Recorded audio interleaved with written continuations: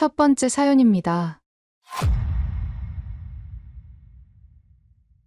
스웨덴의 한 병원에서 충격적인 소식이 들려오고 있습니다. 영하 30도까지 내려가는 혹한 속에서 치료는커녕 오히려 증상이 더 악화되는 일이 반복되고 있기 때문인데요. 환자들은 감기 때문에 입원했다가 폐렴으로 상태가 나빠지고 천식으로 입원했다가 중환자실로 향하는 일이 계속 이어지고 있지만 정작 북유럽 최고의 의료진들은 속수무책으로 아무것도 할 수 없다며 난색을 보인다고 합니다. 결국 해당 병원이 파산 위기에 직면하게 되자 유럽 전역의 건축가들은 지금 병원으로는 택도 없으니 새로운 병원을 지어야 한다며 천문학적인 예산을 요구하는 와중에 한 스웨덴 건축가는 엉뚱한 제안을 했다고 하는데요. 도대체 이 스웨덴 건축가는 어떤 제안을 했고 해당 병원에서는 대체 무슨 일이 일어나고 있는 건지 함께 알아보러 가실까요? 안녕하세요. 제 이름은 에릭 한센입니다. 저는 스웨덴에서 건축가를 하고 있답니다. 40대 초반의 나이에 북유럽 최고의 병원 건축 전문가라는 명성을 얻었지만 그 이면에는 제가 놓치고 있던 너무나도 소중한 것들이 있었어요.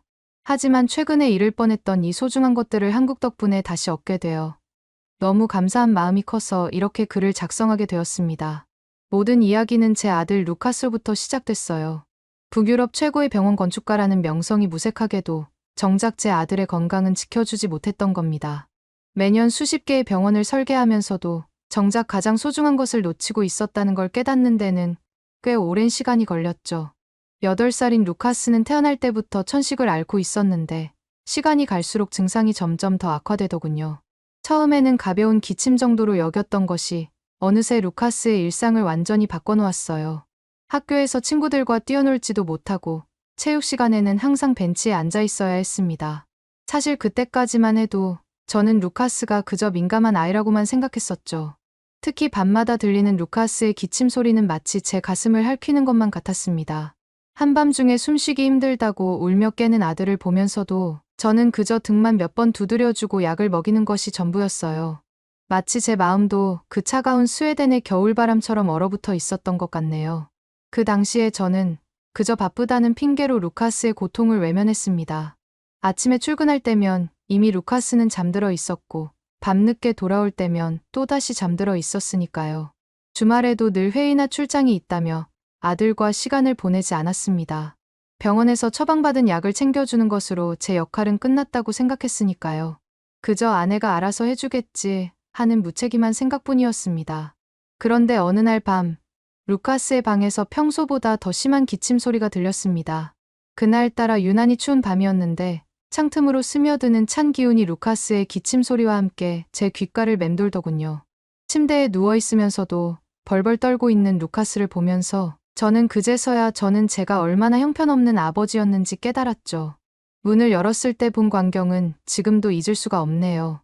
루카스는 얼굴이 창백해져서 숨을 제대로 쉬지 못하고 있었고 갈비뼈가 들어갔다 나왔다 하면서 호흡을 힘겹게 이어가고 있었어요. 특히 숨을 내쉴 때마다 들리는 쌕쌕거리는 소리는 마치 루카스의 목숨이 조금씩 새어나가는 것처럼 들리더군요. 그 소리는 마치 제 가슴을 바늘로 찌르는 것 같았어요. 매 호흡마다 루카스의 작은 어깨는 크게 떨렸고 저는 그저 아무것도 해주지 못한 채로 그 모습을 바라보며 서 있을 수밖에 없었습니다. 루카스는 그날 밤 응급실로 실려갔고 의사는 천식 발작이 심각한 수준이라며 즉시 입원을 권했습니다. 구급차 안에서 루카스의 작은 손을 잡고 있는 동안 제 머릿속은 온통 자책감으로 가득했어요. 시끄러운 사이렌 소리 속에서도 루카스의 고통스러운 숨소리만이 제 귓가에 맴돌았습니다. 그제서야 저는 깨달았죠. 제가 얼마나 무책임한 아버지였는지를요. 수많은 병원을 설계하면서도 정작 제 아들이 매일 밤 겪는 고통은 모른 척했던 제 모습이 그 순간 너무나도 부끄럽게 느껴졌습니다. 응급실의 차가운 조명 아래에서 저는 이제부터라도 달라져야겠다고 다짐했어요. 제 아내는 병원 복도에서 울면서 저를 질책하더군요. 형광등 불빛 아래에서 떨리는 그녀의 목소리는 지난 몇 년간의 고통과 분노를 한꺼번에 쏟아내고 있었습니다. 새벽에 썰렁한 병원 복도에서 저는 그저 고개를 숙인 채 아내의 말을 들을 수밖에 없었어요. 당신은 다른 사람들의 병원은 잘 짓겠지만 정작 우리 아들이 아픈 건 신경도 안 쓰는 사람이야. 화를 내면서 이렇게 살 거면 이혼하고 혼자 살라는 아내 말이 마치 날카로운 비수처럼 제 가슴을 파고들었습니다. 매일같이 병원 설계도를 그리면서도 정작 제 아들이 병원 신세를 지는 것은 방관했던 제 모습이 떠올랐어요. 아내의 눈물 섞인 목소리는 마치 오랫동안 쌓아온 제 명성을 한순간에 무너뜨리는 것 같았습니다. 그즈음 스웨덴의 한 유명 아동병원에서 저를 찾아왔어요. 마침 루카스가 입원해 있던 그 병원의 옆 건물이더군요. 매일 아침 루카스를 보러 가는 길에 보이던 그 낡은 건물에서 갑작스러운 제안이 들어온 겁니다. 그 제안은 병원 시설 개선 프로젝트를 맡아달라는 제안이었습니다. 당시 그 병원은 오래된 난방시설 때문에 환자들의 불편이 많다고 들었어요. 처음에는 거절하려 했습니다. 루카스의 건강이 더 중요했으니까요. 매일 밤 아들의 숨소리를 듣고 있자니 다른 일은 엄두도 나지 않았습니다. 아내의 말대로 이제는 가족을 위해 시간을 써야 한다고 생각했거든요. 하지만 제안서를 검토하면서 이상한 점을 발견했어요. 그 순간 제 머릿속에서 무언가가 딱 하고 맞아떨어지는 느낌이었습니다. 왜냐하면 그 병원에 입원한 아이들 중 상당수가 감기나 가벼운 질환으로 입원했다가 오히려 증상이 악화되는 경우가 많았거든요. 간호사들의 기록을 살펴보니 입원 환자의 60% 이상이 일주일 이상 장기 입원을 하고 있었어요. 더 충격적인 건 그중 대부분이 단순 감기 증상으로 입원했다는 거였죠. 제안서를 보다 보니 그냥 있으면 안 되겠다는 생각이 들었어요. 그래서 저는 제안서를 들고 다음날 병원에 찾아갔습니다. 아이들의 병실을 돌아보면서 루카스와 비슷한 증상으로 고생하는 어린 환자들의 모습이 제 마음을 더욱 무겁게 만들었습니다. 특히 천식이나 기관지염을 앓는 아이들의 경우가 심각했습니다. 창백한 얼굴로 힘겹게 숨을 몰아쉬는 아이들, 밤새 기침으로 잠들지 못하는 아이들, 마치 병원 자체가 아이들의 건강을 해치는 것 같았어요. 의료진들도 답답해했습니다. 최신 의료 장비와 숙련된 의료진이 있는데도 환자들의 상태는 좀처럼 나아질 기미가 보이지 않았으니까요. 원인을 찾기 위해 병원을 둘러보면서 깨달았습니다. 마이너스 20도를 오르내리는 한겨울 병실 안의 아이들은 하나같이 두꺼운 이불을 덮은 채 몸을 웅크리고 있었어요. 문제는 난방 시스템이었어요. 천장에 설치된 난방기에서 더운 공기가 나오긴 했지만 그 따뜻한 공기는 금세 위로 올라가 버렸죠. 스웨덴의 혹독한 추위 속에서 기존의 난방 방식은 효율성이 너무 떨어졌고 특히 바닥에서 올라오는 한기는 심각한 수준이었습니다. 아이들의 침대 밑으로 손을 넣어보니 마치 얼음장 같았어요. 그런데도 병원 경영진들은 예산 문제를 핑계로 이런 위험한 상황을 방치하고 있었습니다. 심지어 난방비를 절약한다며 온도를 더 낮추라는 지시까지 내렸다고 하더군요. 이렇게 병원을 관리하다 보니 감기로 입원한 아이들이 오히려 폐렴으로 악화되어 다른 병원으로 옮기는 일이 빈번해졌고 병원의 평판은 날이 갈수록 나빠질 수밖에 없었던 거였어요. 결국 순식간에 소문이 퍼지고 매출까지 급감하자 경영진들도 더는 이대로는 안 되겠다 싶었는지 여러 건축가들에게 병원 시설 개선에 대한 견적을 의뢰하기 시작했던 거죠. 경영진들이 말하기를 다른 건축가들은 새병동을 짓자고 제안하는 사람들밖에 없어서 저를 찾아온 거라고 하더군요. 저는 며칠 동안 병원 구석구석을 살펴보면서 리모델링으로 진행할 수 없는지 따져보기 시작했어요. 보다 보니 이 건물을 굳이 뜯어고칠 필요는 없겠더군요. 저는 기존 건물의 구조를 활용하면서 난방 시스템만 개선하면 충분하다고 봤습니다. 단순히 건물을 새로 짓는 것보다는 지금 있는 시설을 효율적으로 개선하는 것이 더 현실적인 해결책이라고 생각한 거죠. 어차피 새로 지어봤자 난방 시스템이 효율적으로 바뀌지 않으면 다 의미가 없었거든요. 경영진은 제 제안에 관심을 보였고 그렇게 저는 프로젝트를 맡게 됐습니다. 그때만 해도 이 결정이 제 인생을 완전히 바꿔놓을 줄은 몰랐죠. 하지만 해결책을 찾는 게 쉽지 않았어요. 매일 밤 도서관에서 각종 난방공학 서적을 뒤적이고 유럽 전역의 병원 설계도를 검토했지만 답은 보이지 않았죠. 유럽의 모든 난방 전문가들과 상담했지만 효과적인 방안을 찾지 못했습니다. 독일, 노르웨이, 핀란드, 북유럽의 전문가들을 만날 때마다 기대에 부풀었다가 실망하기를 반복했어요. 그러던 중 한 동료가 한국의 건축 박람회를 추천했고 저는 마지막 희망을 안고 서울행 비행기에 올랐습니다. 13시간의 긴 비행 동안 내내 이번에는 뭔가 찾을 수 있지 않을까 하는 기대감으로 가득했어요. 하필 그때 아내는 친정에 급한 일이 생겨서 며칠 동안 가봐야 된다고 했었고 루카스를 돌볼 사람이 없어 어쩔 수 없이 루카스와 함께 한국으로 가게 됐어요. 어쩌면 이것도 운명이었는지도 모르겠네요.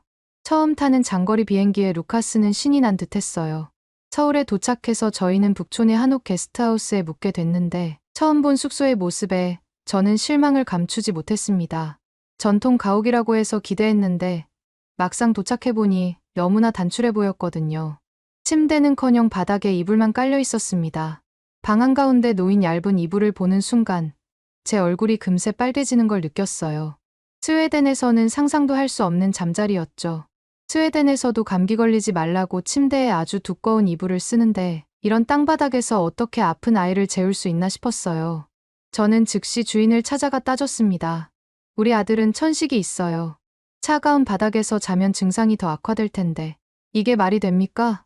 제 목소리에는 분노와 걱정이 뒤섞여 있었습니다.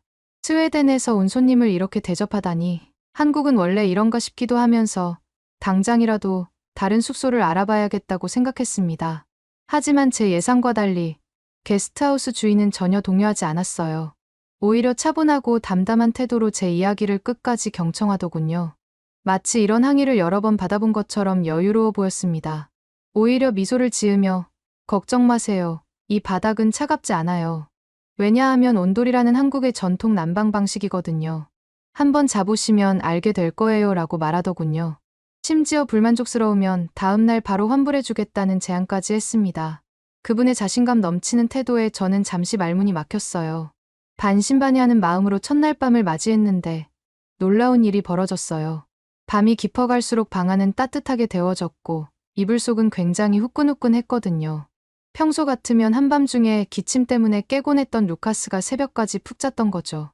몇 번이나 루카스를 쳐다보면서 숨소리를 확인했는데 그때마다 평화롭게 잠든 아들의 모습을 볼 수 있었어요. 처음으로 불안감 없이 밤을 보낼 수 있었습니다. 아침에 일어난 루카스의 표정은 제가 몇 년 만에 처음 보는 밝은 모습이었습니다. 창문으로 들어오는 아침 햇살처럼 환한 미소를 짓고 있었어요. 아빠, 이 바닥이 정말 신기해요. 따뜻하고 포근해서 정말 편하게 잤어요. 루카스의 눈은 반짝반짝 빛나고 있었고 평소 창백하던 얼굴에는 생기가 돌았습니다. 그런 루카스의 모습을 보다 보니 저는 어제 화를 냈던 제 모습이 부끄러워졌어요. 아들의 건강을 걱정한다고 하면서 오히려 제 편협한 편견으로 좋은 것을 거부할 뻔했다는 생각에 마음이 무거워졌습니다. 그때는 몰랐죠. 이 경험이 제 인생을 완전히 바꿔놓을 거라는 걸 말이에요. 그날 박람회장에서 저는 운명적인 만남을 가졌습니다. 수많은 전시 부스를 둘러보다가 전통과 현대의 만남이라는 주제의 부스 앞에서 발걸음을 멈췄어요. 그곳에서 한국의 난방기술 전문가 김 씨를 만난 거죠. 그의 부스는 단순한 전시가 아닌 마치 살아있는 기술 교육장 같았습니다. 김 씨는 최신 기술을 활용한 현대식 온돌 시스템을 선보이고 있었는데 그의 설명을 들으면서 저는 점점 더 깊은 감동에 빠져들었어요. 특히 인상 깊었던 건 실시간 온도 제어 시스템이었습니다. 대형 스크린에는 건물 전체의 온도 분포가 실시간으로 표시되고 있었어요. 각 방의 바닥 온도를 개별적으로 조절할 수 있었고 습도까지 자동으로 제어되는 모습은 그야말로 경이로웠죠. 스마트폰으로 전체 시스템을 제어하는 모습을 보여주는데 마치 공상과학 영화를 보는 것 같았습니다. 더구나 에너지 효율은 기존 유럽식 난방의 2배 이상이라고 했습니다. 실제 데이터를 보여주면서 설명하는 김 씨의 눈빛에서 자부심이 느껴졌어요. 김 씨의 설명을 들으면서 저는 스웨덴 병원의 문제를 해결할 수 있다는 확신이 들었어요. 특히 그가 보여준 3D 시뮬레이션에서는 영하 30도의 혹한에서도 안정적으로 작동하는 시스템의 모습이 구현되어 있었습니다. 저는 그 자리에서 바로 제 병원 프로젝트에 대해 이야기를 꺼냈고 김 씨는 진지한 관심을 보이며 귀 기울여 주었어요. 그렇게 저는 김 씨와 함께 병원 프로젝트 관련해서 어떻게 온도를 적용할 수 있는지 대화를 나눴습니다. 김 씨의 조언대로 병원에 온도를 적용할 수 있을 거라는 확신이 들었고 발표 자료를 준비했습니다. 하지만 귀국 후 제가 마주한 현실은 냉혹했습니다. 설렘과 기대를 안고 준비한 프레젠테이션 자료를 펼치기도 전에 가장 최신식을 적용해도 잘 될까 말까인데 한국의 전통 방식을 설치한다니 그렇게는 절대로 병원을 운영할 수 없다. 며 경영진은 제 제안을 일축했거든요. 회의실의 차가운 공기는 마치 제 열정을 한순간에 얼려버리는 것 같았어요. 경영진들의 표정에서는 제 제안을 심각하게 받아들일 의지가 전혀 보이지 않았습니다. 저는 구체적인 수치를 들며 설득하려고 했고 밤새 준비한 자료들을 하나하나 설명하기 시작했습니다. 기존 난방 시스템은 연간 유지비가 약 250만 크로나가 들지만 온돌 시스템을 도입하면 45% 정도 절감할 수 있다고요. 실제 운영 데이터와 에너지 소비량 분석을 보여주며 초기 설치 비용은 기존 시스템의 2배 정도 들지만 3년 내에 투자금을 회수할 수 있다는 계산도 보여줬습니다. 심지어 환자들의 건강 개선 효과까지 고려하면 그 이상의 가치가 있다고 강조했어요. 하지만 경영진은 북유럽 최고의 병원이 동양의 원시적인 난방 방식을 도입한다는 게 말이 되느냐 며 비웃었습니다. 그들의 비웃음 속에는 뿌리 깊은 편견이 느껴졌어요.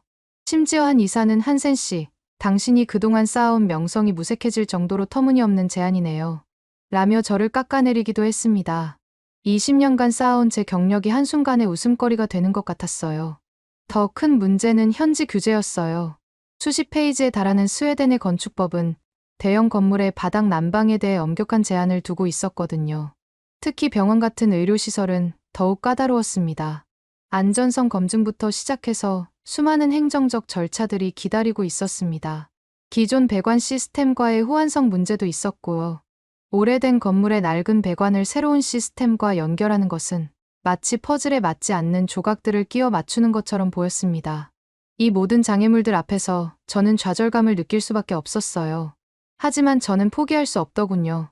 루카스처럼 매일 밤 기침으로 고통받는 아이들의 모습을 떠올리면서 이대로 물러설 순 없다고 다짐했습니다. 그래서 직접 실험해보기로 했어요. 테스트용으로 조립식 온돌주택을 짓기로 한 거죠. 김 씨의 도움을 받아 한국에서 자재를 공수했고 현대식 보일러와 온돌 시스템을 설치했습니다. 아내한테도 늦었을지 모르지만 이제라도 루카스랑 시간을 보내려고 하니 몇 달 정도만 지켜봐달라고 어렵게 설득을 했습니다. 절대로 루카스의 건강에 해가 될 일은 없다고 말하면서 말이에요. 아내도 처음에 반대하더니 제가 부탁하는 모습을 보고는 마지못해 허락해주더군요. 사실 처음에는 단순한 실험이었지만 루카스와 저에게는 이곳이 점차 특별한 공간이 되어갔어요. 퇴근 후 루카스와 함께 그곳에서 시간을 보내기 시작했거든요. 차가운 바깥 공기와 달리 포근하게 데워진 방 안에서 우리는 새로운 일상을 만들어갔습니다. 따뜻한 바닥에 누워 책을 읽고 보드게임도 하면서 평소에는 나누지 못했던 이야기를 나눴죠. 루카스가 좋아하는 공룡 이야기부터 학교에서 있었던 소소한 일상까지 이전에는 미처 알지 못했던 아들의 세계를 하나둘 발견하게 됐어요. 그러던 어느 날 루카스가 제게 물었어요. 아빠, 우리 여기서 계속 살면 안 돼요? 창밖으로 눈이 내리는 걸 보며 던진 그 질문에 저는 잠시 말을 잃었습니다. 그 순간 저는 깨달았어요. 제가 찾던 해답은 단순한 기술이 아니었다는 거요. 그건 바로 따뜻함이었습니다. 온돌은 물리적인 온도를 넘어서 마음의 온기까지 느낄 수 있게 해준 기술이었습니다. 이곳에서 루카스와 저는 단순히 따뜻하게 보내는 것이 아니라 서로를 이해하고 가까워지는 법을 배우고 있었던 거죠. 3개월 동안 저는 온돌 주택에서의 모든 데이터를 꼼꼼히 기록했습니다. 마치 과학자처럼 매시간 관찰 일지를 작성했습니다. 실내 온도 변화, 에너지 사용량은 물론이고 루카스의 건강 상태까지 모든 것을 문서화했습니다. 시간대별 실내 온도 분포도를 그리고 바닥과 천장의 온도차를 측정하고 에너지 소비량을 일일이 계산했어요. 특히 놀라웠던 건 루카스의 천식 증상이 급격히 호전됐다는 점이었어요. 처음에는 단순한 우연일지도 모른다고 생각했지만 날이 갈수록 변화는 더욱 뚜렷해졌습니다. 밤중에 들리던 기침 소리가 사라졌고 쌕쌕거리는 숨소리도 점점 없어지더군요. 처음 일주일은 혹시나 하는 마음에 매일 밤 루카스의 방을 들여다보곤 했어요. 의사도 놀랄 정도로 루카스의 폐활량이 증가했다고 하더라고요. 정기 검진에서 의사는 마치 다른 아이를 보는 것 같다며 놀라워했어요. 피부가 항상 차갑고 창백했던 루카스의 얼굴에 혈색이 돌기 시작했고요. 아내는 마치 기적 같다며 눈물을 흘렸습니다. 그동안 아내가 얼마나 많은 걱정을 했는지 그 눈물을 보며 다시 한번 깨달았어요. 이 모든 데이터를 가지고 다시 경영진을 찾아갔죠. 이번에는 달랐습니다. 두꺼운 서류 대신 단 한 개의 영상을 꺼내 틀었습니다. 그 영상 속에서 볼 수 있는 모습은 온돌방에서 환하게 웃고 있는 루카스의 모습이었어요. 차트와 그래프로 가득한 서류가 아닌 한 아이의 변화된 삶을 보여주는 생생한 이야기를 들려줬거든요. 루카스의 천식이 얼마나 심각했는지, 그리고 온돌이 어떻게 그의 삶을 바꿔놓았는지를요. 영상이 끝나고 저는 마지막으로 경영진들한테 한마디 했어요. 물론 병원을 운영하면서 비용 절감 중요하지요. 하지만 병원에서 아픈 아이들을 제대로 치료해주지 않는다면 그 누가 아이들을 치료할 수 있을까요? 온돌은 가장 오랜 시간 동안 증명된 한국의 기술이고 비용 대비 효과가 굉장한 난방 시스템이라고 확신할 수 있습니다. 이렇게까지 말씀드리는데 반대를 하신다면 이젠 더 이상 저도 맞춰드릴 수 없을 것 같습니다. 제가 말을 끝내자 그토록 온도를 무시하고 반대했던 경영진의 표정이 조금씩 반성하는 듯한 표정으로 바뀌는 것을 느낄 수 있었습니다. 때로는 숫자보다 한 사람의 진실된 이야기가 더 큰 힘을 발휘하는 법이니까요. 결국 마침내 경영진은 태도를 바꿨습니다. 3시간에 걸친 격렬한 토론 끝에 소아병동 한 층에 시범적으로 온돌 시스템을 설치하기로 한 거죠.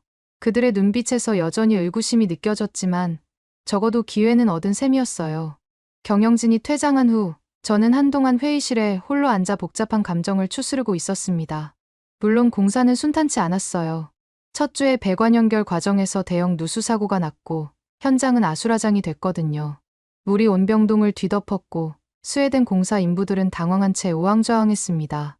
누군가는 이런 실험적인 공사를 왜 하는 거냐며 불평했고 다른 이들은 고개를 절레절레 흔들며 한숨만 쉬었습니다. 그걸 보는 제 가슴은 철렁 내려앉았어요. 현장 책임자였던 스벤은 제게 소리를 질렀어요. 이런 걸 누가 하자고 했습니까? 당신 때문에 우리 모두가 고생하고 있잖아요. 그의 얼굴은 분노로 붉게 달아올라 있었고 주변의 모든 시선이 저를 향했습니다.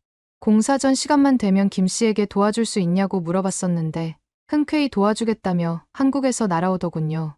그런 김 씨의 모습을 보면서 어떻게 이렇게까지 저를 도와줄 수 있는 것인지 믿기지가 않았어요. 스웨덴 사람들은 개인주의가 심하다 보니 난감한 부탁을 하면 거절을 할 때가 많거든요. 김 씨는 스웨덴에 오자마자 피곤할 텐데도 불구하고 바로 현장으로 와서 저를 도와줬고 함께 밤을 새워가며 문제를 해결하면서 현장을 완벽하게 수습했습니다. 잠도 제대로 못 자고 땀에 젖은 채로 일하는 그의 모습에서 진정한 전문가의 면모를 볼 수 있었어요. 특히 인상적이었던 건 김 씨가 보여준 섬세한 기술력이었어요. 마치 예술가가 작품을 다루듯 현장의 모든 부분을 꼼꼼히 챙기더군요. 스웨덴의 한파를 고려해 온돌의 열전도율을 조정했고 현지 자재와의 호환성 문제도 해결했습니다. 영하 30도의 혹한에도 견딜 수 있도록 시스템을 보완하고 스웨덴 규격에 맞춰 모든 설비를 재조정했어요. 시간이 촉박했는데도 불구하고 그의 도움 덕분에 우리는 겨울이 오기 전에 공사를 마무리할 수 있었어요. 마지막 배관이 연결되던 순간 현장에 있던 모든 사람들이 박수를 치며 기뻐했습니다. 공사 후 첫 환자를 받던 날의 소식이 지금도 생생합니다. 병원의 한 관계자에게서 온 연락을 통해 알게 됐어요. 4살 소녀 엠마였다고 하더군요. 그 아이는 천식이 너무 심해서 매일 밤 산소호흡기를 써야 했다는 안타까운 사연이 있었습니다. 같이 온 사진 중에는 엠마의 첫 입원 당시 사진도 있었는데 너무 힘이 없어 보이는 모습에 마음이 아팠습니다. 그랬던 엠마가 처음 온돌 병실에 들어섰을 때의 모습을 자세히 전해들을 수 있었는데요. 맨발로 바닥을 조심스레 만져보더니 깜짝 놀라 엄마를 쳐다봤다고 해요. 엄마, 이 바닥이 따뜻해요. 그리고는 조심스럽게 바닥에 누워 천장을 바라봤다고 합니다. 마치 천사가 구름 위에 누운 것처럼 행복해 보였다고 하더군요. 그 이야기를 읽으며 저는 루카스가 처음 온돌을 경험했던 그날이 떠올랐어요. 그리고 일주일 후 그 아이에게서 놀라운 변화가 시작됐다는 소식을 전해 들었습니다. 바로 엠마의 산소호흡기 사용 시간이 절반으로 줄었고 한 달 뒤에는 거의 필요 없게 됐다는 소식이었거든요. 병실 바닥에서 뛰어노는 엠마의 모습을 담은 동영상을 보면서 제 눈시울이 붉어졌어요. 의료진들도 이건 정말 과학적으로 설명하기 어려운 결과라며 놀라워했다고 합니다. 이 소문은 빠르게 퍼졌는데요. 아니나 다를까 중증 호흡기 질환을 앓는 아이들이 전국에서 몰려들기 시작하더라고요. 6개월 만에 제가 프로젝트를 맡았던 병원이 북유럽 최고의 소아호흡기 치료센터로 이름을 날리게 됐다는 소식을 접했을 때 저는 그저 감사한 마음뿐이었습니다. 한국의 전통 난방 방식이 스웨덴의 의료 현장을 바꾼 거죠. 하지만 이번 프로젝트를 진행하면서 가장 큰 영향을 받은 건 바로 저였는데요. 더 이상 저는 단순한 건축가가 아닌 아픈 아이들에게 희망을 전하는 사람이 되어야겠다는 생각을 했거든요. 특히 루카스와 함께 보내는 시간이 늘어나면서 제 삶의 우선순위도 완전히 바뀌었습니다. 지금은 1년에 2번씩 아내와 루카스를 데리고 꼭 서울을 방문합니다. 김 씨와 함께 새로운 프로젝트를 논의하면서 언제나 한옥 게스트하우스에서 묵죠. 그리고 루카스와 함께 바닥에 누워 이야기를 나눕니다. 처음 이곳에 왔을 때 제가 얼마나 무례했었는지, 그리고 그때의 실수가 어떻게 저희 삶을 모두 바꿔놓았는지에 대해서요. 온돌은 제게 단순한 난방 시스템, 그 이상의 의미를 가져다 줬습니다. 그것은 따뜻함이었고 치유였으며 새로운 시작이라고 할 수 있었어요. 이제 저는 자신있게 말할 수 있습니다. 한국이 지금까지 단단하게 설 수 있었던 이유도 오래된 지혜가 있었기 때문이라고요. 그나저나 제가 건축 프로젝트를 진행하면서 온돌 말고 접목시키기에 좋은 한국만의 문화나 시스템이 있을까요? 두 번째 사연입니다. Maxim, white cold, Korean instant coffee. 현재 핀란드의 커피 문화에 충격적인 변화가 일어나고 있습니다. 커피의 성지로 불리는 이 나라에서 한국의 한 커피가 현지인들의 입맛을 완전히 사로잡았기 때문입니다. 세계 최고의 커피 소비국인 핀란드. 핀란드의 사람들은 하루 평균 10잔의 커피를 마시는 수준이다 보니 바리스타들의 자부심은 하늘을 찌를 정도로 대단하다고 하는데요. 하지만 최근 헬싱키의 어느 한인마트에서 시작된 움직임이 핀란드 커피 업계를 발칵 뒤집어 놓았다고 합니다. 매일 아침 한 잔에 7유로를 호가하는 프리미엄 카페를 두고 사람들은 한인마트의 문을 두드리고 있기 때문인데요. 수백 년간 이어져 온 자국의 커피 문화를 자랑스레 여기던 핀란드인들이 왜 카페도 아닌 한인마트로 향하고 있는 건지 함께 알아보러 가실까요? 안녕하세요. 핀란드 헬싱키에 사는 마르코입니다. 저는 아내와 함께 작은 마트를 운영하고 있답니다. 한국에 첫눈이 많이 내렸다는 소식을 들었습니다. 한국의 첫눈 소식을 듣고 보니 제가 한국 문화를 알게 되고 지금의 아내를 만나게 된 특별한 이야기가 떠올라 이렇게 글을 써보게 되었습니다. 사실 아내와의 인연은 정말 우연히 시작됐는데요. 넷플릭스에서 오징어 게임을 보다가 한국 문화에 빠진 적이 있었어요. 그러다가 점점 더 많은 한국 드라마를 찾아보게 됐죠. 응답하라 시리즈에서는 한국의 과거 모습이 나오던데 이것도 참 재밌더군요. 특히 드라마에서 나오는 대사들이 자막만으로는 완벽하게 이해되지 않는다는 게 너무 아쉬웠어요. 예를 들어 우리라는 단어가 나올 때마다 영어 자막에서는 다양하게 번역되는 걸 보면서 한국어만이 가진 특별한 뉘앙스가 있다는 걸 느꼈거든요. 그러다 우연히 인터넷에서 까이사 문화센터의 한국어 수업 광고를 보게 됐어요. 처음에는 망설였죠. 핀란드에서 한국어를 배우는 게 과연 의미가 있을까 하는 생각도 들었거든요. 하지만 수업 첫날, 그 결정이 제 인생을 완전히 바꿀 거라는 걸 전혀 몰랐어요. 수업에는 다양한 이유로 한국어를 배우려는 사람들이 모였더라고요. 대학생인 안나는 BTS의 노래 가사를 이해하고 싶어서, 은퇴하신 선생님이었던 요한은 한국 역사에 관심이 있어서, IT 회사에 다니는 마티아스는 한국 기업과 거래를 하게 될 가능성 때문에 한국어를 배우고 싶어 했어요. 그리고 그날 운명처럼 저희 한국어 선생님을 만났어요. 지금의 제 아내이죠. 교실 문을 열고 들어가는 순간 저는 그 자리에 얼어붙을 수밖에 없었어요. 선생님의 모습이 너무나도 인상적이었거든요. 키는 170cm 정도로 꽤 큰 편이었는데 늘씬한 체형이 더욱 돋보였어요. 검은 생머리는 부드럽게 어깨를 덮었고 움직일 때마다 은은하게 빛났죠. 핀란드 사람들은 대부분 밝은색 머리카락을 가졌는데 선생님의 검은 머리카락은 마치 깊은 밤하늘 같았어요. 특히 인상적이었던 건 선생님의 미소였어요. 입가에 살짝 보이는 보조개가 너무나도 사랑스러웠고 눈가에 주름이 질 때마다 괜히 눈을 한 번 더 쳐다보게 하는 매력적인 웃음이었죠. 핀란드 사람들은 대부분 푸른 눈을 가졌는데 선생님의 그 깊이 있는 갈색 눈동자는 마치 따뜻한 커피를 보는 것 같았어요. 수업이 시작되고 선생님의 목소리를 들었을 때는 더욱 놀랐어요. 생각한 것보다 맑고 청아한 목소리였거든요. 한국어로 안녕하세요를 발음할 때는 다른 거라던 학생들도 바로 선생님을 쳐다보게 하는 부드러운 목소리였어요. 선생님은 수업을 정말 재미있게 이끌어갔어요. 한국어 문법을 설명할 때는 재치 있는 예문들을 들었고 때로는 케이팝 노래를 틀어주면서 가사의 의미를 설명해주기도 했거든요. 저는 수업에 나갈수록 점점 더 한국어에 매료되어 갔어요. 아니, 어쩌면 선생님에게 매료되었다고 하는 게 더 정확할지도 모르겠네요. 매주 수업이 끝나고 나면 저는 일부러 천천히 짐을 싸면서 다른 학생들이 모두 나가기를 기다렸어요. 그리고는 선생님께 이것저것 질문을 하면서 대화를 이어갔습니다. 처음에는 한국어 문법이나 발음에 대해 물었지만 점차 한국 문화나 음식에 대한 이야기로 발전해갔어요. 어느 날은 수업이 끝난 후 문화센터 카페에서 차를 마시며 이야기를 나눴는데 그 시간이 정말 특별했어요. 2층에 자리 잡은 이 작은 카페는 통유리창 너머로 헬싱키의 저녁 풍경이 한눈에 들어왔거든요. 선생님은 따뜻한 캐모마일 차를 주문하셨고 저는 늘 마시던 시나몬 라떼를 골랐어요. 그날 선생님께서 한국 영화 올드보이에 대해 이야기하실 때의 모습이 아직도 선명해요. 평소의 차분한 모습과는 달리 마치 처음 영화를 본 순간으로 돌아간 것처럼 눈빛이 반짝였거든요. 영화 속 복수와 용서의 의미를 설명하실 때는 두 손으로 제스처를 취하면서 마치 그 장면을 직접 보여주시는 것 같았어요. 차가 식어가는 줄도 모르고 이야기에 푹 빠지셨죠. 선생님은 제가 서툰 한국어로 의견을 말할 때도 끝까지 기다려주셨어요.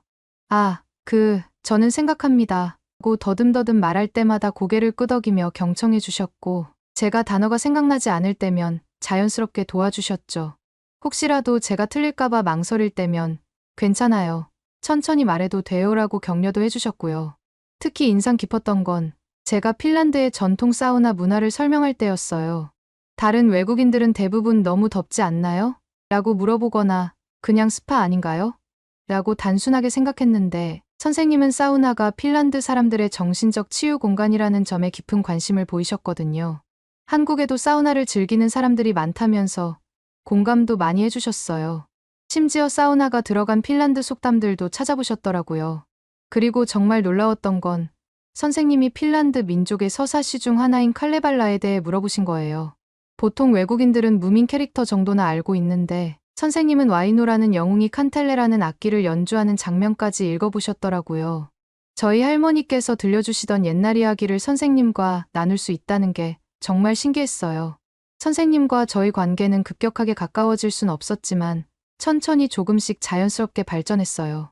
처음에는 수업 전후로 잠깐 이야기를 나누다가 점차 주말에도 만나서 미술관도 가고 공원도 산책하게 됐죠.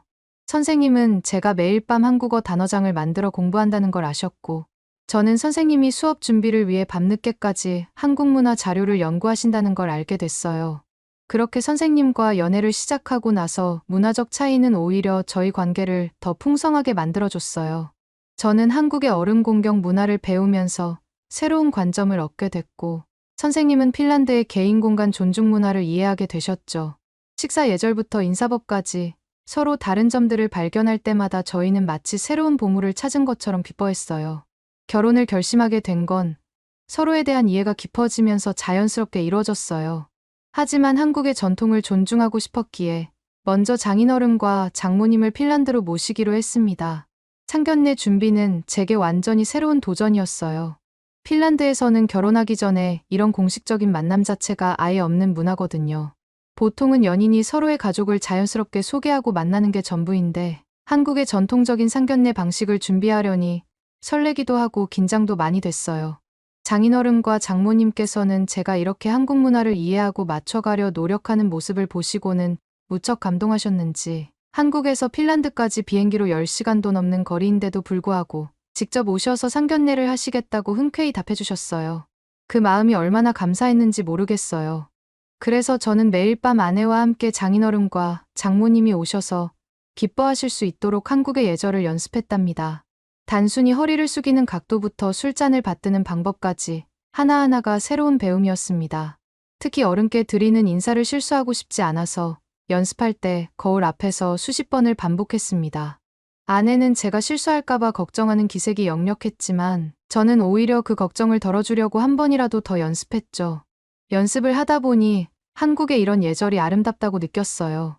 처음에는 부담스럽기도 했지만 이런 절차를 통해 서로를 존중하고 이해하는 시간을 가질 수 있다는 게 특별하게 다가왔거든요. 장인어른과 장모님이 헬싱키 반타 공항에 도착하시던 날의 긴장감은 아직도 생생해요. 저는 3시간이나 일찍 도착해서 도착장 앞을 서성이고 있었습니다. 손에는 직접 고른 꽃다발을 들고 있었는데 그땐 정말 식은땀이 날 정도로 긴장됐어요. 두 분이 게이트를 통해 나오시는 순간 저는 완전히 놀라버렸어요. 13시간이 넘는 긴 비행시간에도 불구하고 두 분의 모습은 마치 패션 잡지에서 막 나온 것 같았거든요.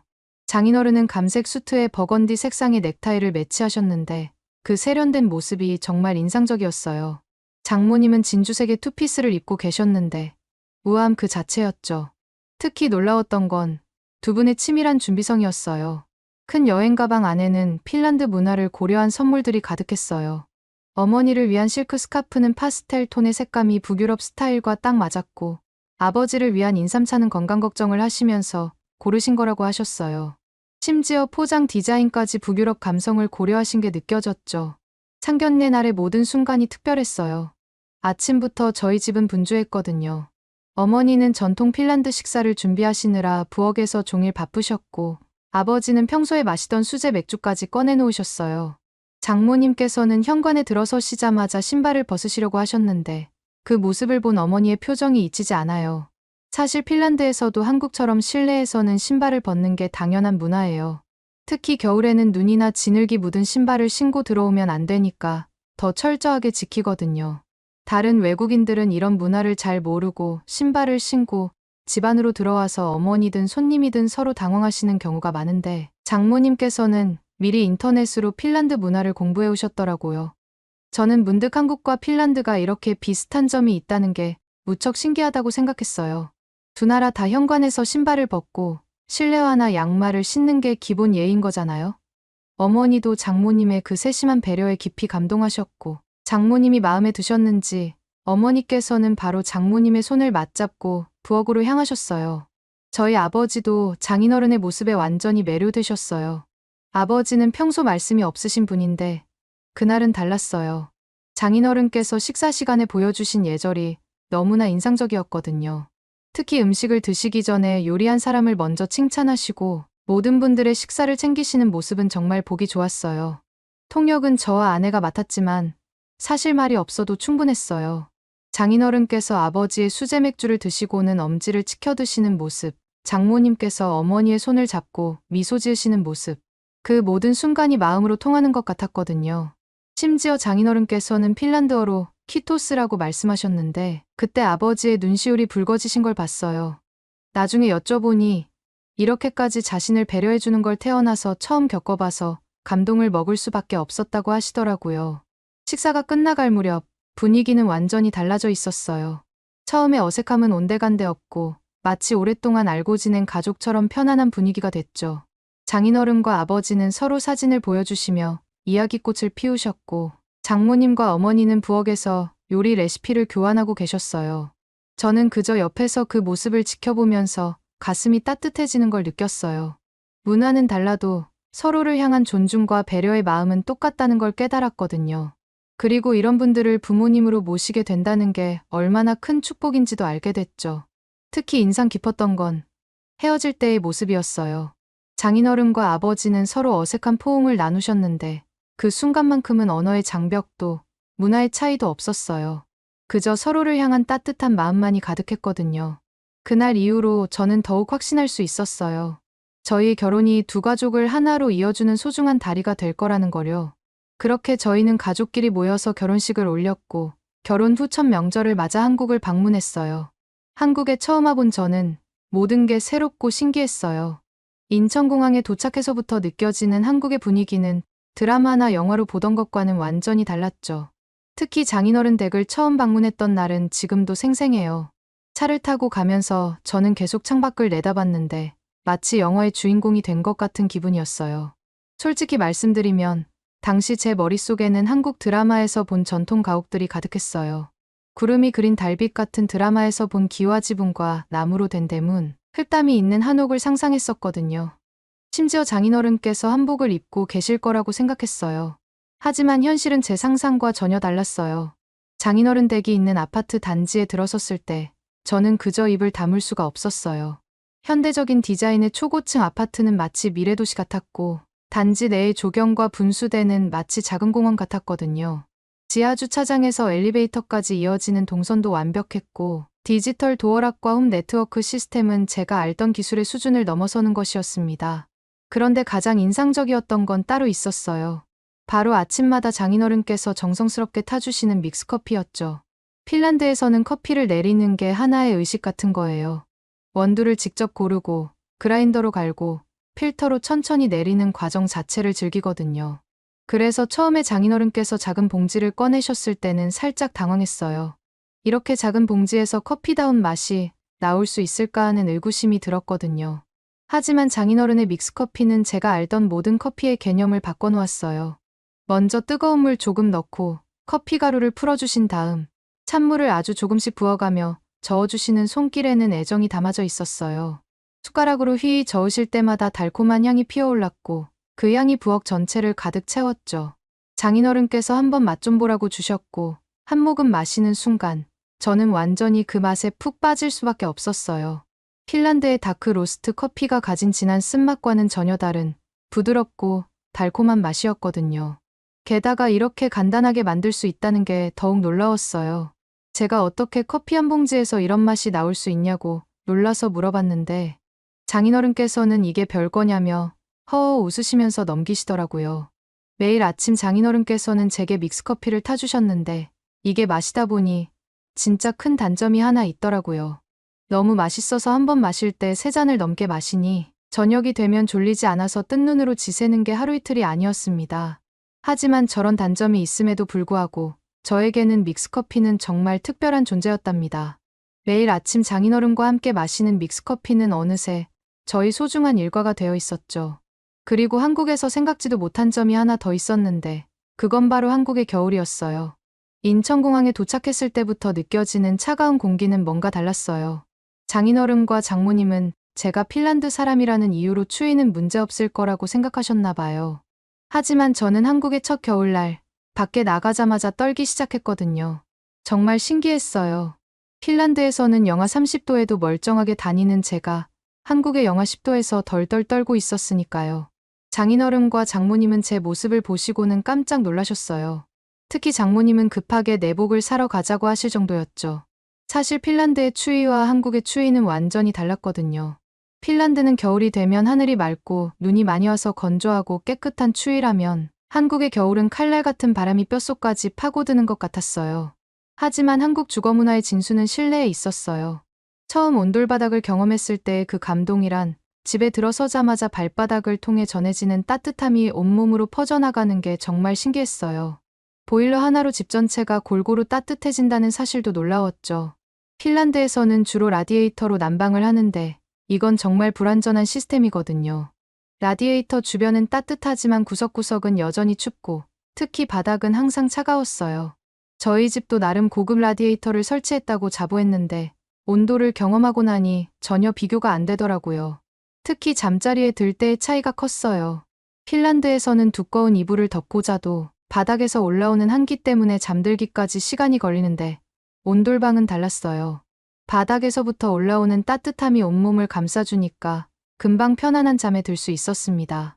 이불 밖으로 발이 삐져나와도 전혀 춥지 않다는 게 정말 신기했어요. 오죽하면 온돌에서 자본 뒤로는 핀란드로 돌아가는 게 걱정될 정도였다니까요.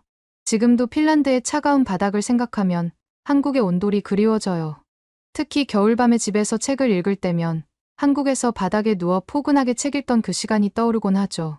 핀란드의 첨단 난방 시스템도 이런 따뜻함은 절대 만들어낼 수 없다는 걸 이제는 잘 알고 있답니다.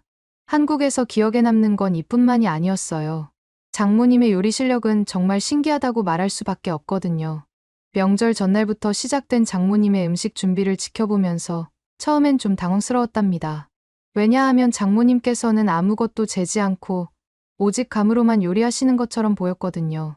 저는 항상 정확한 계량을 중요하게 생각했던 터라 이런 모습이 무척 낯설었습니다. 특히 갈비찜을 만드실 때가 특히 인상적이었습니다. 고기를 손질하실 때부터 달랐는데 크기를 재지도 않고 그냥 손으로 만져보시면서 적당한 크기로 잘라내셨어요. 양념을 만드실 때도 마찬가지였답니다. 간장, 설탕, 물의 비율부터 시작해서 마늘, 생강, 대파까지 모든 걸 그냥 감으로 넣으시는데 신기하게도 매번 너무 맛있어서 밥을 2공기를 기본으로 비우게 되더라고요. 잡채는 또 어땠냐고요? 당면을 삶으실 때도 시계를 보지 않으셨습니다. 그저 당면을 꼬집어 보시더니 이제 됐다 하시면서 건지시더군요. 나중에 알고 보니 이게 바로 수십 년간의 경험이 만들어낸 손맛이라는 걸 알 수 있었답니다. 핀란드에서는 정말 상상도 못할 일이에요. 거기다가 채소를 손질하실 때도 독특했습니다. 당근은 눈대중으로 썰어내고 버섯은 그냥 손으로 찢어내셨어요. 시금치를 데치실 때는 소금물의 양을 재지 않고 손바닥으로 훅 뿌리시는데 어떻게 된 건지 그게 딱 맞는 간이었습니다. 모든 게 장모님의 감각적으로 이루어졌지만 그 결과물은 늘 완벽했답니다. 가장 놀라웠던 건 이렇게 하나하나 따로 볶아진 재료들이 모여서 완벽한 맛을 내는 것이었어요. 프라이팬 온도도 손바닥으로 열기를 확인하시면서 재료마다 불 조절을 달리 하시는데 그게 정확한 계량보다 더 정교했습니다. 나중에 알았지만 한국에서는 이런 걸 엄마 손맛, 장모님 손맛이라고 부른다고 하더군요. 처음에는 이해할 수 없었던 이 손맛이라는 개념이 이제는 한국 음식에서 뺄래야 뺄 수 없는 것이란 걸 나중엔 알게 되더라고요. 아, 그리고 명절 준비를 위해 아내와 함께 전통시장에 갔던 날도 잊을 수 없었어요. 아내와 함께 시장에 들어서는 순간 활기찬 시장 분위기에 완전히 푹 빠졌거든요. 상인들이 서로 경쟁하듯 외치는 목소리, 시장 골목을 가득 채우는 맛있는 냄새들, 그리고 무엇보다도 정이 넘치는 사람들의 모습이 인상적이었습니다. 특히 호떡을 처음 맛봤을 때의 충격이란, 솔직히 말씀드리면 처음에는 제가 태어난 핀란드의 대표 간식인 뿔라가 떠올라서 비슷한 맛일 거라고 생각했어요. 뿔라도 계피가 들어가는 달콤한 빵이거든요. 하지만 호떡은 완전히 달랐어요. 겉은 바삭하고 속은 달콤하면서도 쫀득한 식감이 너무나도 특별했거든요. 그날 시장에서 재미있는 해프닝이 있었는데요.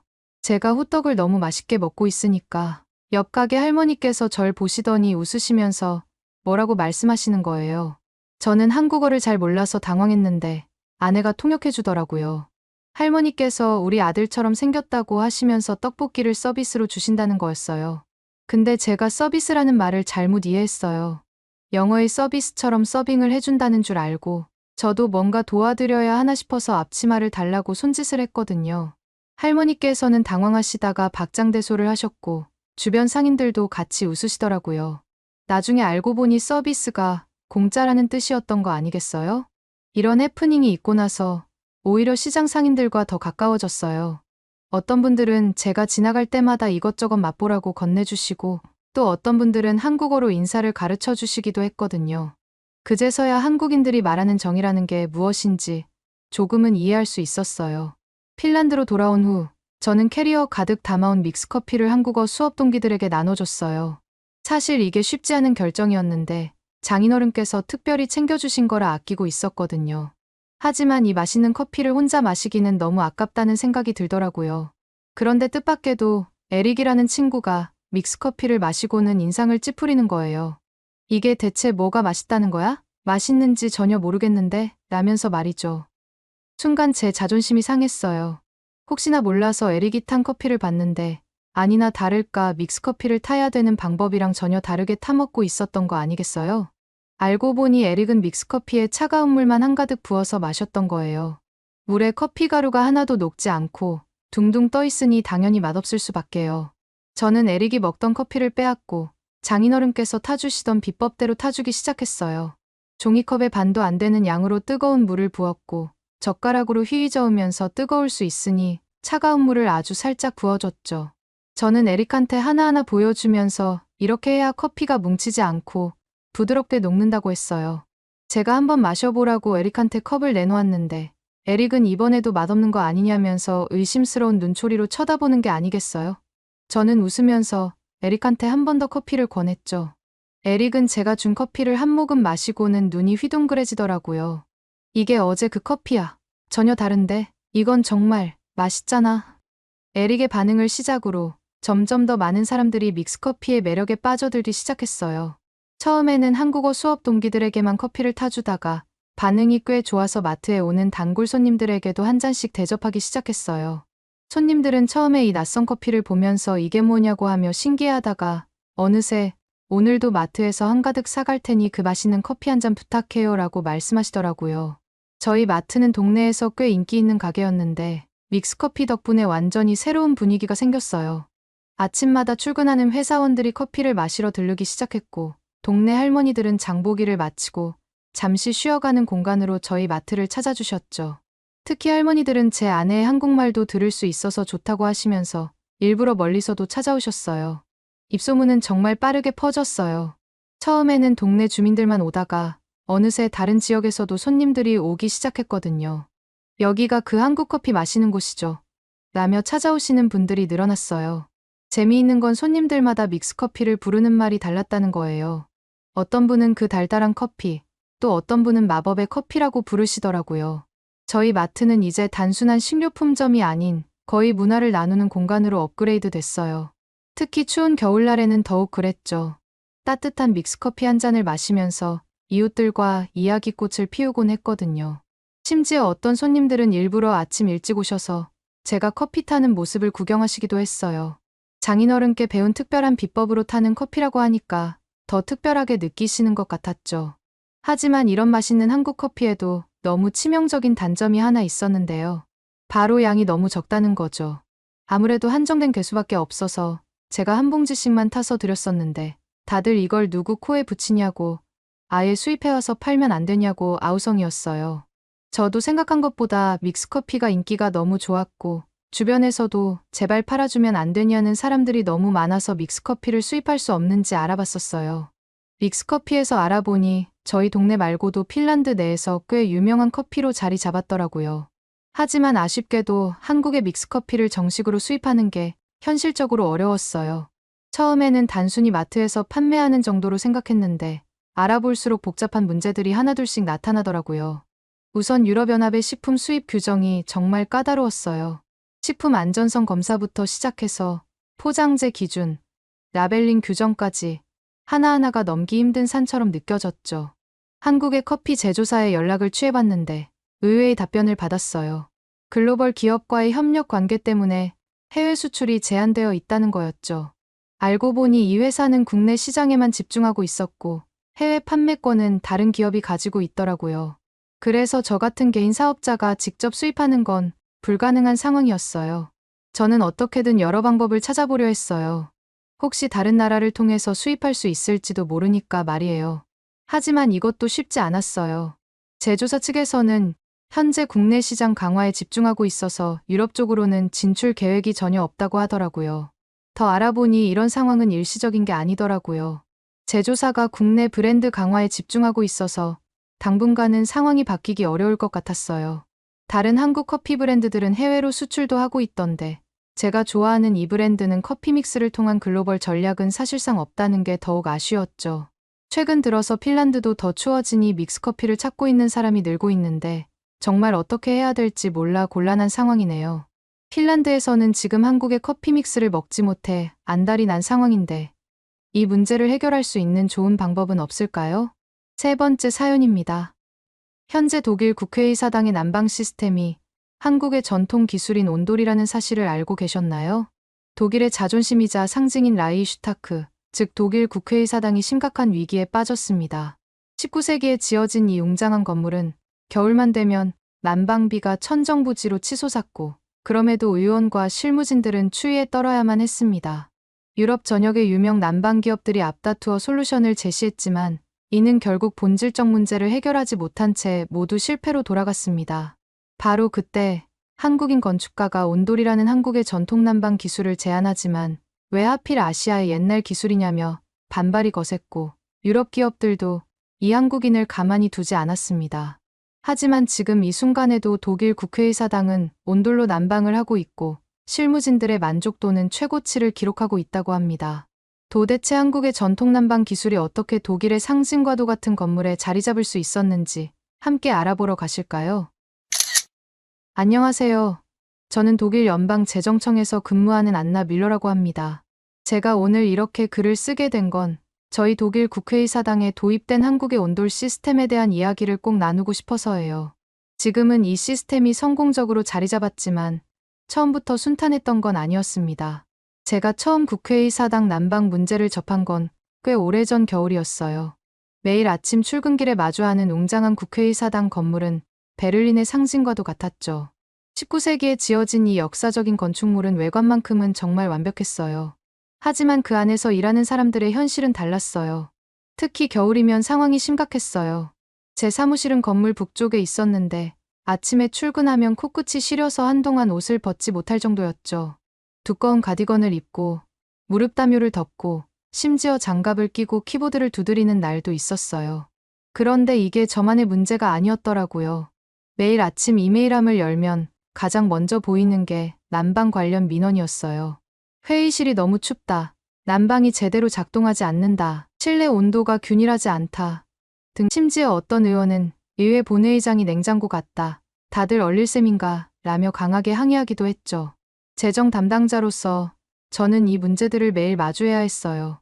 더 심각했던 건 에너지 비용이었어요. 매년 겨울마다 난방비가 천정부로 치솟았죠. 19세기에 설계된 중앙 난방 시스템은 에너지 효율이 형편없었어요. 라디에이터를 최대로 가동해도 건물 구석구석까지 따뜻해지지 않았고, 그런데도 에너지 소비량은 계속해서 증가했죠. 쾌쾌한 먼지 냄새가 나고 얼굴이 쩍쩍 갈라지는 건 말할 것도 없고요. 매일 아침 신문을 펼치면 에너지 가격 상승에 대한 기사가 첫 페이지를 장식했고, 정부는 에너지 절약을 강조하는 캠페인을 연일 진행했죠. 그런데 정작 정부 청사인 저희 국회의사당은 에너지를 물쓰듯 사용하고 있었으니 이런 모순이 참 부끄러웠어요. 어느 날은 제가 재정 보고서를 작성하다가 깜짝 놀랐어요. 지난 5년간 국회의사당의 난방 비용이 무려 40%나 증가했더라고요. 이대로라면 10년 후에는 예산이 감당하기 힘들 정도로 늘어날 것이 분명했죠. 게다가 환경단체들은 국회의사당의 높은 탄소 배출량을 지적하며 개선을 요구하고 있었고요. 매년 겨울이 다가올 때마다 저는 두려움에 떨었어요. 추워서 손이 꽁꽁 어는 건 당연하고 또다시 쏟아질 민원들, 치솟을 에너지 비용, 그리고 해결책 없이 반복될 문제들 때문에 말이에요. 어떻게든 이 상황을 바꿔야 한다는 생각이 간절했죠. 그래서 저는 용기를 내어 부서장에게 난방 시스템 개선 검토를 제안했어요. 처음에는 제가 정리한 서류는 대충 쳐다본 채로 부서장은 나중에 검토해보자는 말만 했어요. 하지만 저는 정말 이대로 안 되겠다 싶어서 상세한 비용 분석 자료와 직원들의 민원 통계를 준비해갔습니다. 부서장님도 이걸 보시더니 태도가 바로 달라지더군요. 결국 국회의사당 난방 시스템 개선을 위한 특별회의가 소집되었어요. 그날 회의장에는 평소보다 긴장된 분위기가 감돌았어요. 건축 전문가들, 에너지 전문가들, 그리고 각 부서의 책임자들이 모두 모였죠. 모두가 이 문제의 심각성을 인식하고 있었지만 해결책에 대해서는 의견이 분분하더군요. 그때 누군가 손을 들었는데 그가 바로 독일계 한국인 건축가 홍재민 씨였어요. 처음 재민 씨가 온돌이라는 단어를 꺼냈을 때 회의장의 반응이 아직도 생생해요. 대부분의 사람들은 온돌이라는 것에 대해 무슨 뜻인지도 모르는 듯했고 일부는 터널이라고 잘못 알아들어 되묻기도 했습니다. 그때 재민 씨는 차분하게 프레젠테이션을 시작했는데 그의 설명을 들으면서 저는 점점 더 흥미를 느낄 수밖에 없었어요. 왜냐하면 그가 보여준 자료들은 정말 인상적이었거든요. 한국의 현대식 온돌 시스템이 적용된 대형 건물들의 사례부터 시작해서 실제 에너지 사용량 데이터, 그리고 사용자 만족도 조사까지 모든 것이 체계적이고 논리적이었습니다. 특히 제 눈길을 사로잡은 건 에너지 절감 효과였어요. 기존 난방 시스템 대비 30%나 절감된다니 재정 담당자로서 무시할 수 없는 수치였죠. 하지만 제 생각과 달리 회의장의 분위기는 차가웠어요. 특히 독일의 유명 건축가 헨리 슈미트는 재민 씨 의견에 거의 적대적이었습니다. 그는 자리에서 벌떡 일어나더니 저희가 왜 구식 아시아 기술을 도입해야 하나요? 라며 비아냥거렸어요. 그의 말에 많은 사람들이 동조하는 듯했고 저조차도 분위기 때문에 잠시 망설여질 수밖에 없었죠. 그런데 재민 씨의 반응은 예상 밖이었어요. 압박감이 장난이 아닌 이 분위기에서 그는 오히려 차분히 미소를 지으며 이렇게 말했죠. 슈미트 씨, 온도를 구식이라고 표현하는 것이 적절하다고 생각하시나요? 수천 년간 혹독한 추위 속에서 살아남기 위해 발전시켜온 과학이 지금도 많은 곳에서 사용이 되고 있는데 어떻게 구식이 될 수 있을까요? 이어서 그는 현대식 온돌 시스템의 작동 원리를 설명하기 시작했어요. 제가 알던 난방 시스템과는 완전히 다른 개념이었죠. 그의 설명에 따르면 온돌의 역사는 정말 흥미로웠어요. 예전에는 아궁이에서 불을 지펴서 방바닥 아래를 데웠다고 하더군요. 그 열이 전도와 복사, 대류라는 세 가지 방식으로 전달되면서 방 전체를 따뜻하게 만들었다고 했어요. 현대식 온돌은 이 원리를 그대로 살리면서도 더욱 편리하고 효율적으로 발전했더군요. 아궁이 대신 보일러를 사용하고 바닥 아래에 온수관을 설치해서 온수를 순환시키는 방식이래요. 라디에이터처럼 한 곳에서 뜨거운 열기를 내뿜는 게 아니라 바닥 전체가 고르게 열을 발산한다는 점이 특히 매력적이었어요. 더 놀라웠던 건 에너지 효율성이었어요.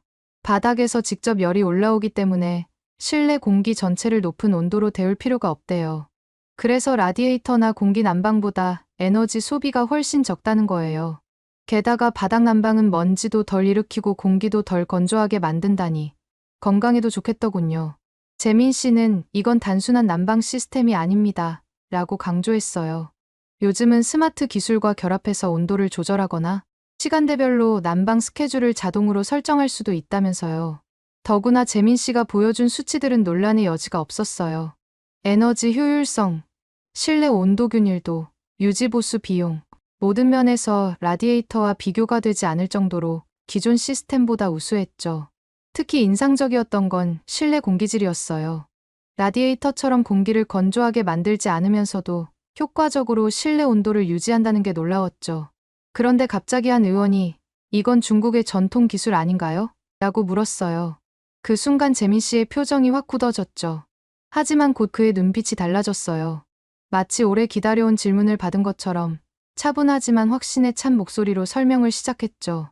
그가 들려준 온돌의 역사는 마치 한 편의 다큐멘터리 같았어요. 기원전부터 이어져 온 한국 고유의 기술이라는 것은 물론이고 온돌만의 독특한 과학적 원리까지 상세히 설명했죠. 특히 인상적이었던 건 중국의 카온과 온돌의 차이점을 설명하는 부분이었어요. 온돌은 집 전체를 따뜻하게 만드는 통합적인 난방 시스템입니다라고 그가 말했어요. 반면 중국의 카온은 침대나 특정 공간만 데우는 국소적인 난방 장치죠. 이는 근본적으로 다른 기술이에요. 그의 설명을 들으니 그 차이가 확연히 와닿더군요. 더 놀라웠던 건 온돌의 과학적 정교함이었어요.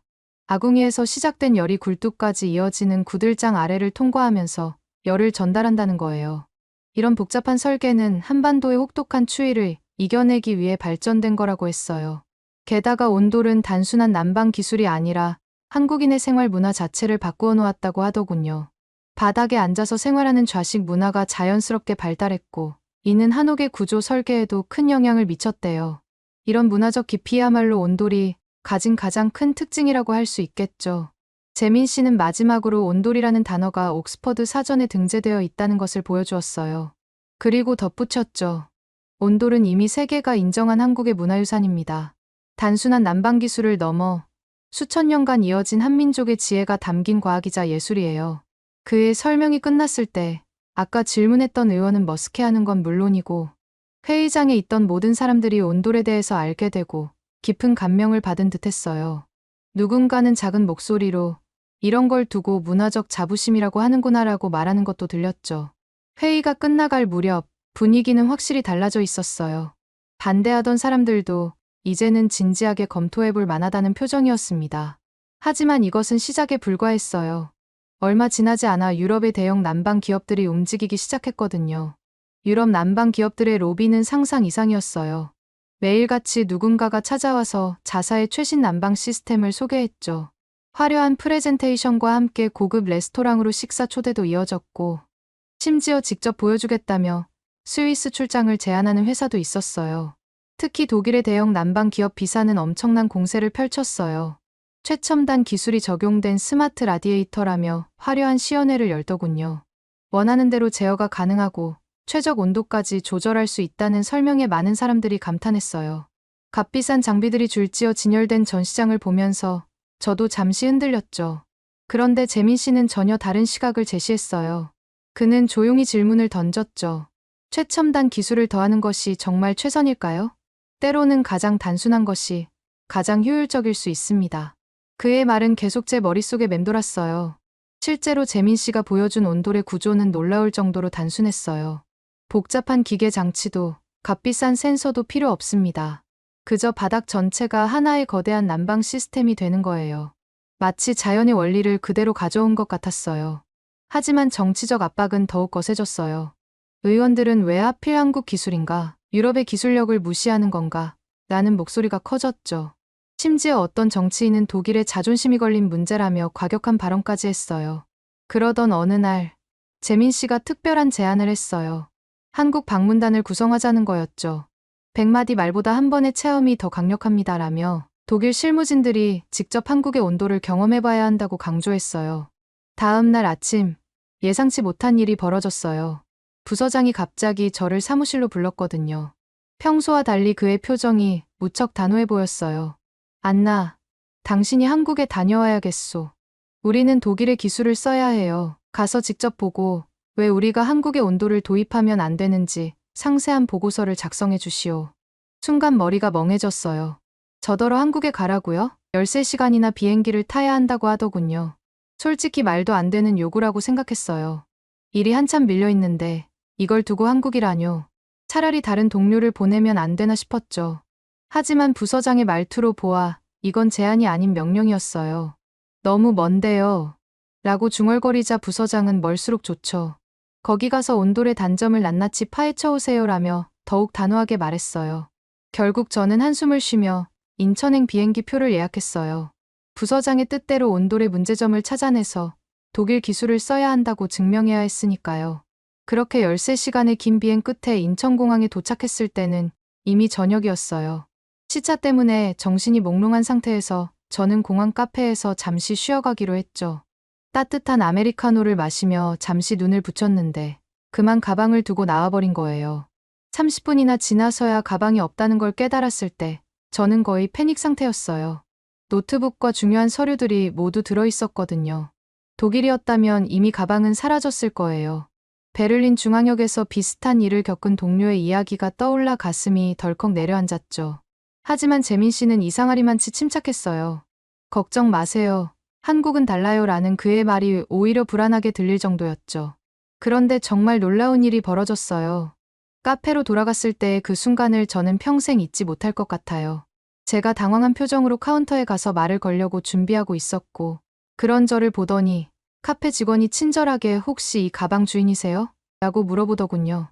심지어 제 가방을 더 안전하게 보관하기 위해 카운터 밑에 놓은 걸 보면서 한국이라는 나라는 도대체 어떤 나라이지? 라는 생각이 들었죠. 저희 일행 모두 깊은 충격에 빠졌어요. 특히 기술팀의 토마스는 이런 일은 프랑크푸르트 공항에서는 상상도 할 수 없다며 연신 고개를 저었습니다. 저는 문득 베를린에서 매년 신고되는 수천 건의 공항 내 분실 사건들이 떠올랐어요. 하지만 한국에서는 이 사건들과는 관련이 없다는 걸 바로 알 수 있었죠. 그날 밤 저희는 한옥스테이로 향했어요. 처음 한옥을 봤을 때는 솔직히 걱정이 앞섰어요. 난방은커녕 벽도 너무 얇아 보였거든요. 게다가 바닥에서 자야 한다니 독일에서는 상상도 할 수 없는 일이었습니다. 일하러 온 게 아니라 이 정도면 고생하러 온 게 아닐까 싶었어요. 하지만 방문을 열자마자 저는 말문이 막혔어요. 차가운 바깥 공기와는 달리 방 안은 마치 겨울이 맞나 싶을 정도로 따뜻했거든요. 더 놀라운 건 그 따뜻함이 어디서 오는지 알 수 없다는 거였어요.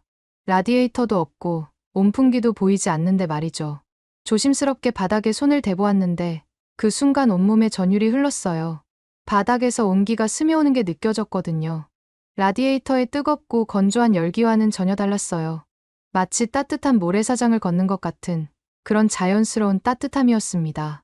처음에는 이불을 덮고 누워있는 게 어색했어요. 하지만 10분, 20분이 지나면서 점점 이상한 일이 벌어졌어요. 온몸이 평온해지면서 깊은 안정감이 찾아왔거든요. 마치 어머니의 품속에 안긴 것처럼 포근했어요. 평소 허리가 안 좋았던 토마스는 아침에 일어나며 깜짝 놀란 표정으로 말하더군요.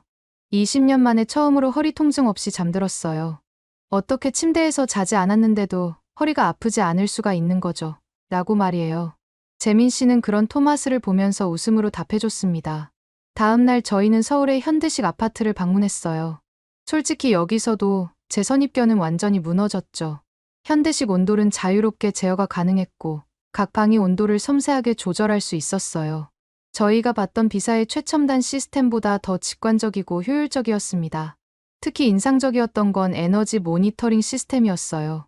실시간으로 에너지 사용량을 확인할 수 있었는데 같은 면적의 라디에이터 난방과 비교했을 때 차이가 확연했어요. 재정 담당자로서 저는 그 숫자들에 완전히 매료될 수밖에 없었습니다. 점심시간이 되자 재민 씨가 저희를 한 전통 식당으로 안내했어요. 당연히 맛있는 걸 먹으러 가겠지 하면서 굉장히 기대를 했는데 처음에 식당을 들어갔을 때 그곳을 보자마자 저희 모두 당황할 수밖에 없었습니다. 테이블도 의자도 없이 바닥에 앉아서 식사를 한다니 독일인인 저로서는 상상도 못한 광경이었거든요. 이게 뭐냐고 말하려는데 재민 씨가 웃으면서 말했어요. 이런 좌식 문화가 바로 온돌이 만들어낸 생활 방식이에요. 바닥이 따뜻하니까 자연스럽게 바닥에 앉아서 생활하게 된 거죠. 특히 겨울에는 이렇게 앉아있으면 발부터 따뜻해져서 온몸이 포근해진답니다. 반신반의하면서 바닥에 앉아보니 정말 신기한 경험이었어요. 차가울 거라고 생각했던 바닥이 적당히 따뜻했고 자세도 생각보다 편안했죠. 식사를 하면서 점점 엉덩이가 뜨끈뜨끈해지더니 온몸이 풀리는 느낌을 받았어요. 저뿐만 아니라 함께 온 독일 기술자들이 온돌의 매력에 빠져들 수밖에 없었습니다. 이건 단순한 난방 시스템이 아니라 수천 년 동안 발전해온 하나의 독특한 생활 문화라는 걸 몸소 느낄 수 있었거든요. 그날 저녁, 저희 팀은 늦게까지 호텔 로비에서 토론을 했어요. 처음에는 회의적이었던 엔지니어들도 이제는 온돌의 가능성을 진지하게 논의하기 시작했죠. 특히 유지보수 팀장인 마티는 이렇게 단순한 시스템이 이토록 효율적이라니 저희가 너무 복잡하게 생각했던 것 같다며 감탄했어요. 독일로 돌아온 후 저희 팀의 분위기는 완전히 달라져 있었어요. 처음에 부서장은 저한테 당연히 독일 기술을 도입할 수밖에 없는 거 아니냐는 식으로 얘기했지만 제가 작성해 온 보고서를 보고 그렇게 우기던 독일 기술도 단번에 꺾일 수밖에 없었어요. 아무리 독일 기술이 좋다고 하지만 재정 부서장으로서 비용을 생각하지 않을 수가 없었거든요. 그렇게 온돌이 도입되는 듯 했으나 실제 도입 과정은 생각보다 훨씬 복잡했어요. 7,500제곱미터의 면적뿐만 아니라 19세기에 지어진 저희 국회의사당의 구조는 현대식 온돌 시스템을 설치하기에 매우 까다로웠거든요. 게다가 역사적 건축물이다 보니 함부로 구조를 변경할 수도 없습니다. 그때 재민 씨가 또 한 번 놀라운 제안을 했어요. 한국의 기술팀을 직접 독일로 초청하자는 거였죠.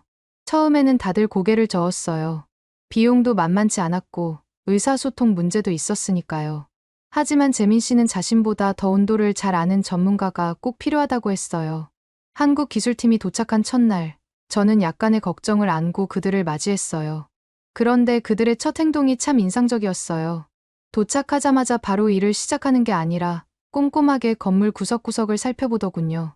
심지어 건물의 역사와 상징적 의미까지 공부해왔더라고요. 특히 기억에 남는 건 한국의 기술팀장의 말이었어요. 이 건물은 단순한 건축물이 아닙니다. 독일의 상징이라고 할 수 있죠. 저희는 이 역사적인 공간에 한국의 기술을 접목하는 영광을 얻었습니다. 감사합니다. 그의 진지한 태도에 저희 모두 깊은 감동을 받았어요. 그렇게 이곳저곳을 살펴본 결과 첫 번째 난관은 바로 바닥 구조였어요. 19세기의 돌과 목재로 이루어진 바닥은 현대식 온돌 시스템을 설치하기에는 너무 어려웠거든요. 저희 독일 엔지니어들은 불가능하다고 했지만 한국팀은 포기하지 않았어요. 그들은 매일 밤늦게까지 머리를 맞대고 해결책을 찾았죠. 결국 그들은 독창적인 방법을 고안해냈어요. 기존 구조는 최대한 보존하면서 새로운 층을 추가하는 방식이습니다. 특수 제작된 경량 자재를 사용해서 하중도 최소화했고요. 이 아이디어는 저희 건축가들의 찬사를 받았어요. 테스트 설치 과정에서도 예상치 못한 문제들이 계속 터져나왔어요. 온도 조절 시스템이 독일의 전압과 맞지 않아 오작동을 일으키기도 했고, 한 번은 습도 차이 때문에 자재가 뒤틀린 적도 있습니다. 하지만 매번 한국팀은 놀라운 문제 해결 능력을 보여줬어요. 특히 인상적이었던 건 그들의 작업 방식이었어요. 모든 과정을 꼼꼼하게 기록하고 매일 저녁 팀 회의를 통해 진행 상황을 공유했죠. 처음에는 언어 장벽 때문에 걱정했는데 오히려 그들의 체계적인 작업 방식과 재민 씨 덕분에 의사소통이 더 원활했어요. 그렇게 테스트 구역 설치가 완료되었고 첫 가동을 했을 때의 순간을 저는 영원히 잊지 못할 거예요. 차가웠던 공간이 서서히 따뜻해지면서 마치 밖이 영하의 온도가 맞을까 라는 생각이 들 정도였죠. 특히 놀라웠던 건 소음이 전혀 없다는 거였어요. 저희가 익숙했던 라디에이터의 웅웅거리는 소리는 아무리 들어도 들리지가 않았어요. 최종 심의를 앞둔 어느 날 아침, 제 사무실로 뜻밖의 방문객이 찾아왔어요. 바로 처음에 온도를 가장 강하게 반대했던 헨리 슈미트였죠. 오죽하면 그는 테스트 구역에서 이틀을 보냈다고 했어요. 건축가로서 전문적인 관점에서 온도를 평가해보고 싶었다나요? 슈미트의 표정이 무척 진지해 보였어요. 그는 조용히 말을 꺼냈죠. 재민 씨, 내가 틀렸어요. 이건 단순한 바닥 난방이 아니에요. 이건 제가 몰랐던 과학이네요. 그의 목소리에서 진심이 느껴졌어요. 특히 그가 말한 습도 조절 효과는 정말 놀라웠다고 했어요. 평소 천식이 있는 그의 아내까지 데려와서 테스트 구역에서 있었다는데 아내가 전혀 불편함을 느끼지 않았다는 거예요. 오히려 이렇게까지 편하게 숨을 쉬는 걸 오랜만에 본다고 했었죠. 그의 아내는 원래 라디에이터를 튼 공간에 있으면 기침은 물론이고 건조해서 숨을 쉬기도 힘들어 했었거든요. 근데 온도를 설치한 공간에서는 아주 편안하게 있으니 그도 더 이상 딴지를 걸 게 없었던 거죠. 마침내 최종심의 당일이 됐어요. 이날따라 베를린은 특히 추웠죠. 영하 15도를 기록한 올 겨울 최저 기온이었어요. 마치 운명처럼 저희의 선택이 더욱 중요해지는 날씨였죠. 재민 씨의 최종 프레젠테이션은 감동적이었어요. 그는 단순히 기술적인 장점만 나열하지 않았어요. 대신 온돌이 가진 문화적 가치, 환경적 영향, 그리고 경제적 효과를 모두 아우르는 큰 그림을 보여줬죠. 저희는 단순히 난방 시스템을 바꾸는 게 아닙니다. 저희는 더 나은 미래를 위한 선택을 하고 있는 거예요. 그의 발표가 끝나자 한 원로 의원이 천천히 자리에서 일어났어요. 모두가 숨을 죽였죠. 이 의원은 30년 넘게 회에서 보수파의 대표 주자였거든요. 젊은이, 당신 말이 맞습니다. 나는 테스트 구역에서 일주일을 보냈는데 그곳에서 처음으로 겨울에 따뜻하게 일할 수 있었습니다. 더 이상의 논쟁은 필요 없을 것 같군요. 다들 의원의 한마디에 숨죽인 듯 반응을 하지 않았고 표결 결과는 압도적이었어요. 83%의 찬성. 독일 의회 역사상 보기 드문 높은 지지율이었습니다. 본격적인 공사가 시작되자 국회의 사당은 완전히 다른 모습이 됐어요. 한국과 독일의 기술자들이 함께 일하는 모습은 마치 예술 작품을 만드는 것 같았어요. 특히 한국 팀의 꼼꼼함은 정평이 나 있던 독일 기술자들조차 감탄하게 만들었습니다. 가장 큰 도전은 역시 본회의장이었어요. 600석이 넘는 거대한 공간을 어떻게 고르게 데울 수 있을까? 모두가 걱정했죠. 하지만 한국팀은 이미 해답을 가지고 있었어요. 그들은 본회의장을 여러 개의 작은 구역으로 나누고 각 구역별로 최적화된 온도 조절 시스템을 설치했어요. 마침내 공사가 완료되고 첫 본회의가 열렸을 때 저는 방청석에 앉아 있었어요. 바깥 기온은 영하였지만 회의장 안은 말도 안 되게 따뜻했죠. 의원들의 표정이 평소와 달랐어요.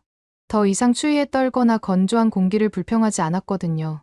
설치 완료 후 첫 달의 에너지 사용량 보고서를 받았을 때 저는 숫자를 3번이나 다시 확인했어요. 믿기지 않을 정도로 큰 변화였거든요.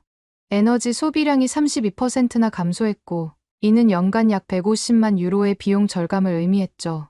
재정 담당자로서 이보다 더 기쁜 숫자는 없었어요. 그런데 이건 시작에 불과했어요. 봄이 되면서 또 다른 장점이 드러났거든요. 기존의 라디에이터 시스템은 계절이 바뀔 때마다 전환하는데 며칠이 걸렸는데 온돌은 하루 만에 모든 조정이 가능했어요. 덕분에 갑자기 추워지거나 더워질 때도 즉각 대응할 수 있었습니다. 특히 인상 깊었던 건 의회 직원들의 건강 상태 변화였어요. 인사과의 보고에 따르면 겨울철 감기로 인한 병가가 전년 대비 45%나 감소했대요. 실내 습도가 적절하게 유지되면서 호흡기 질환이 크게 줄어든 거죠. 한 의원은 농담처럼 온돌이 의료보험료도 절약해주는군요. 라고 말하기도 하더라고요. 언론의 반응도 뜨거웠어요. 처음에는 독일 의회가 한국식 난방을 도입했다는 제목의 기사들이 많았는데 점차 전통과 현대가 만나 만든 에너지 혁신이라는 식의 진지한 분석 기사들로 바뀌어갔죠. 특히 독일 방송의 다큐멘터리는 큰 반향을 일으켰어요. 그들은 온돌의 역사부터 현대적 적용까지 상세히 다루면서 이것이 단순한 기술 도입이 아닌 문화적 혁신이라고 평가했거든요. 방송이 나간 후 다른 공공기관에서도 문의가 쇄도하기 시작했어요. 먼저 베를린 대학병원의 소아병동이 온돌을 도입했어요. 면역력이 약한 아이들을 위해 최적의 난방 시스템을 찾던 중이었다고 해요. 설치 후 하나들의 회복 속도가 눈에 띄게 빨라졌다는 평가가 나왔죠. 특히 천식이 있는 아이들의 증상이 크게 개선되었대요. 그 다음은 미넨 공항의 항공기 정비고였어요. 거대한 공간을 균일한 온도로 유지해야 하는데 기존 시스템으로는 한계가 있었거든요. 온돌 도입 후 정비사들의 만족도가 크게 올랐대요. 한 정비사는 이제 바닥이 차가워서 무릎 통증을 호소하는 동료가 없어졌다고 말하더군요. 재민 씨는 이제 독일에서 가장 바쁜 건축가가 됐어요. 전국 각지에서 강연 요청이 들어오고 새로운 프로젝트 제안이 끊이지 않는다고 해요. 그는 최근 인터뷰에서 이렇게 말했죠. 저는 단순히 난방 시스템을 파는 게 아니에요. 한국의 삶의 방식을 공유하고 있는 거죠. 저는 재민 씨의 인터뷰를 보면서 한국이라는 나라는 도대체 어떤 나라이기에 어떻게 이토록 독일 내에서 빠르게 퍼질 수 있는 것일까 하는 생각이 들더군요. 지난주에는 특별한 손님이 저희 의회를 방문했어요. 스웨덴 의회의 시설관리 담당자들이었습니다. 그들은 온돌 시스템을 직접 체험하고 싶다며 찾아왔더군요. 제가 안내를 맡았는데 그들이 맨발로 바닥을 직접 느껴보겠다고 했을 때는 놀랐어요. 하지만 더 놀라운 건 그들의 반응이었습니다. 이것이야말로 진정한 북유럽 스타일이네요. 자연스럽고 아늑한 따뜻함이라니. 이후 스웨덴에서도 온도를 도입할 것인지에 대해 회의를 진행했다는 소식이 들려왔어요. 이제 저는 매일 아침 출근길에 국회의사당을 바라보며 미소 짓게 돼요. 이 웅장한 건물 속에 한국의 따뜻함이 스며들어 있다는 게 자랑스럽거든요. 때로는 가장 먼 곳에서 온 해결책이 가장 좋은 답이 될 수 있다는 걸 저희는 온돌을 통해 배웠답니다. 그나저나 한국에서는 어쩌다 이렇게 온돌이 대중화된 건지 알려주실 분 계신가요? 오늘의 사연은 어떠셨나요? 오늘의 사연이 마음에 드셨다면 좋아요만 한번 눌러주세요. 1초밖에 안 걸리지만 좋아요를 한번 눌러주시면 더 좋은 사연을 소개해드리는데 큰 힘이 된답니다. 긴 영상 시청해주셔서 감사합니다. 오늘도 행복한 하루 보내세요.